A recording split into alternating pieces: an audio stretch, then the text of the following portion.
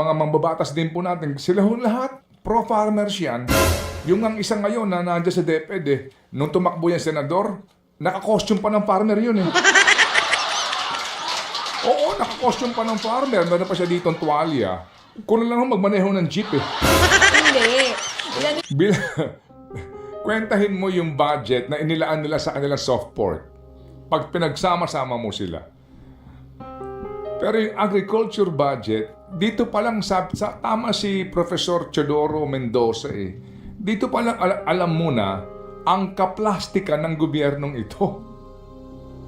Diba? Ang pagiging ipokrito ng gobyernong ito, kesyo pro-farmers, kesyo 96% ng rice produced natin, ng palay, binibili ng traders. Sabi nga ni Sir Larry, of course ang traders dyan, kung wala nang pupuntahan yung rice farmer at ako lang ang pupuntahan niyan trade, dalawa lang kami, mag-uusap kami. Pag hindi ko binili, mabubulukan ka Pag hindi ko yan binili, saan mo patutuyuin yan? Saan mo i-imbak yan? Anong gagawin mo dyan? Sa halip na malugi, ibebenta na sa akin, ako magdidikta ng presyo, whether anuman ang presyo ng landed cost ng imported. And that's the reality there, di po ba? Madam Chair. Yes, Mr. Chair. Absolutely right. Ngayon kasi, kawawa yung ating mga farmers. Hindi ba? Kahit yung sinasabi mo na itanong mo na ipasa na ba yung batas, di ba? Yung kanina, naipasa pero hindi siya na-implement sa private entities. Hindi, nagkaroon na ng amyenda. Yun ang amyenda. Pero bitin. Na-amend na. Bitin. So, nakailang amyenda na itong rice tarification law na sa una pa lamang po sinasabi na mali. Na dapat hindi na ipasa in the first place. Kung may problema noon ng NFA, parang PhilHealth, kaya ginawa yan. Kasi ang NFA, nuknukan ng corrupt. Ang NFA, nuknukan ng import, etc., etc. Di dapat inayos yung NFA. Di ba? Parang sa PhilHealth. Ang PhilHealth kasi ang daming problema sa management, etc., etc. Lagyan natin yan ng i-fit na yan. Itong mga AIX na ito. Kasi nga incompetent ang PhilHealth. Yun ang solusyon na naman po nila dito, di ba mga kapatid? Maifit, taasan ang budget. Oo. Sorry po pero ayaw namin pong ubusin pong ating oras po dito sa isyong ito. Pero gusto ho lamang namin nga kasi maintindihan po ninyo. Dahil tayo po mga consumers nga, di po ba? Ang importante po, mura ang bigas. Kadalasan po, hindi nabali sa kanyang quality. Para bagang sa mga nasa ibaba, para bang hindi nabali, may mailaman lang sa ating sikmura. Pero sabi nga ni Sir Larry, mas maganda po yung fresh, yung palay. Kasi po, iba yung quality ng bigas kapag fresh lagi yung giling ng bigas. Balikan lang po natin tong isyong ito eventually, para lang ninyo maintindihan kung ano po ang prioridad ng gobyernong ito. Number one, dahil po sa saligang batas yan edukasyon.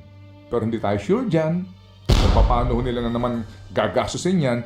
And of course, ang kanilang favorite pa rin, DPWH. Hindi ba ngayon sila pa rin ang may pinakamalaki sa lahat ng kagawaran except doon sa constitutionally mandated na departamento na dapat may pinakamataas na budget. Mga kapatid, still, it's 529.6 billion pesos. Wow! Naalala ko, yung trilyong pisong budget nila noong nakaraan. Mabot ng trilyon yun, di ba? Yes, trilyon. Oo, kasi pinilit nga nila noon dahil ang dami na nagsasabi na dapat mataas under the law, dapat under the constitution, dapat mataas DepEd. So lahat ng hindi under DepEd, sinama nila para lang malagpasan yung DPWH budget noon. Pero laki pa rin Kumbara hindi favorite child, pero kasama pa rin sa top favorites. Di ba? Oo, wala na sa top 1, pero nasa top 5 pa rin siya. Ilan na naman dito yung solar lamps? Ilan Cat's na naman eye. dito ang cat's eye? Ilan na naman dito po yung mga barandilya? Ilan na naman po dito yung hindi matapos-tapos na multi-purpose building? Naku po, ang dami na natin yan. Di ba? Oo. Ay, kayo naman talaga ha. Pero mahal na mahal nila ang farmers. Oo, kaya Mahal nga, na mahal ng ating presidente ang farmers. mahal niya ang farmers, kaya nga ang ating farm to market roads, 4.8 billion pesos. Kanina, di ba, nasa balita? Ang Budget for farm to market ang roads. farm to market yata. 4.8 daw, yun ang sinasabi kanina sa Sa balita. isang lugar lang yan. Sa isang lugar lang yun? Yes. Ay, grabe Oo. naman. Anyway, sige po. Dito lang ho tayo muna magtatapos. Ay, hindi pa tayo magtatapos, 9:04 dito pa po sa lang. ating pinag-uusapan na Oo. ito, para lang ho natin maintindihan nga ang prioridad ng gobyernong ito. And sa mga mambabatas din po natin, sila ho lahat, pro-farmers yan. Yung ang isang ngayon na nandiyan sa DepEd, nung tumakbo yan senador, naka-costume pa ng farmer yun eh. Oo, naka-costume pa ng farmer. Meron pa siya dito ang tuwalya. Kung lang ho magmaneho ng jeep eh. Hindi. Yan yung Isa pang nuknukan ng plastic nun eh. kung paneho ng jeep talaga, may tuwalya Hindi, dito. naka-ano pa yung costume niya kasi mahal na mahal niya ang farmers. Oo. Eh baka love niya talaga. O, di ba? Okay, sandali lang po. Ito ho, sa mga nagtatanong, dito po sa sinasabi daw po na panghuhuli na para po sa mga e-trike, sa mga main thoroughfares, sa metro. Ano ho, ito po ang ibinibigay sa atin ng pangmulat sa ating pong dapat na pagkaisahan. Tayo po'y magkaisa sa panawagan na mapanagot po ang mga magnanakaw sa ating gobyerno. Opo, yan po ang ating pong adhikain sa ating pong programa ha, para hindi po tayo makalimot kasi nga yan ang gustong mangyari ng iba. Humupa ang ating damdamin at muli ho tayong magkalimutan hanggang sa susunod na naman po na skandalo. Yan po yan. Pansinin po ninyo. Pansinin po ninyo. Kapag hindi ho tayo nag-ingay dito at wala na ho tayong gawin at sabihin na po natin na hayaan na lang natin yan, mauulit at mauulit yan. Ngayon, kapag sasabihin po ng gobyerno ngayong bagong taon, hayaan nyo po gagawa ng mga reforma. Hindi na ho mauulit yan, magbabantay na po kami, maayos na po nga. Huwag ho tayong maniwala na hindi sila magnanakaw. Magnanakaw at magnanakaw pa rin po sila. Kasi yan po ay pagiging addict na sa pera. Sorry po Sorry po na pagkaaga-aga. Kaya kinakailangan ko lang po kayong paalalahanan, girl. Kasi yan po ay sakit na. Yung pong pagiging magnanakaw. Sakit na po nila yan. Mawalang galang lang po sa mga snatcher. Oo. Mga small time magnanakaw yun. Opo. O tsaka yung mga snatcher Sa na mga yan, nasa shoplifter po, kalsada. pasintabi lang po. Oo, Mawalang galang. pasintabi sa kanila. Yan Yan ang po mga ang mga mabibilis walang mahuli. kabusugan. Yung Oo. pong ang lalaki na po ng sweldo, ang lalaki na po ng bonus, ang lalaki na po ng mga kita nila, mayayaman na sila pero wala silang kabusugan. Hindi tumitigil. Opo, hindi tumitigil. Tsaka itong mga ito kinakain talagang pera na. Ha? Pera, kinakain.